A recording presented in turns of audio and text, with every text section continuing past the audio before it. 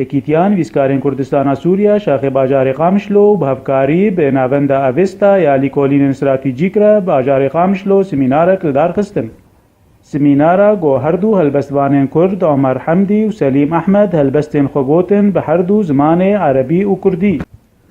Zanim ji min wê hatune, heta li vir bû wek perî, bû lê li wir ew yek dine. Soz be li ser min ez heta, ساغم لداري في دني براستي إيرو ما الأمسياك شاري اليكتياني بسكاري كردستان سوريا أزو ما مستا سليم وي هالبستي بعربية خوندن إيه كردي بو ومجارة ما قشتر هالبستي بو وقال لك رخن جيهابون براستي ما يعني مسودة جي قرت وفيداك باش بو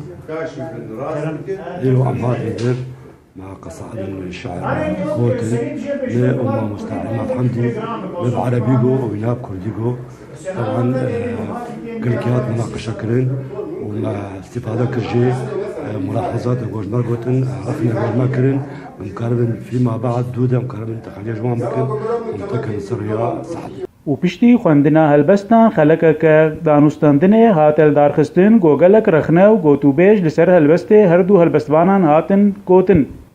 و گلک نرینن جدا جه کسین بشدار بوی سمیناره هاتن گوتوبیج کرن لسر هلبستا کردی بتوایی الدبيج كده وكانوا فينا شبيرك تشوي هالبستي لرخنا جيريجي تير درباس بو وهات شلو بكرن امبيجن دبستاني هالبستا امبيجن كلاسيك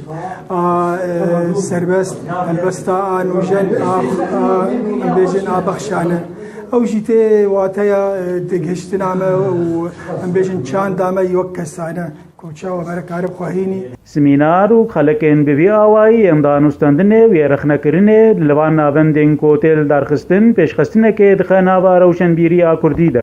و گلک کسین گو بشدار دبن سودین پرمازن جوان خلقا دگرن و او یک دهیله گو نرینن گلک جدا دناوا روشنبیران ده درکوین. صبری فخری قامشلو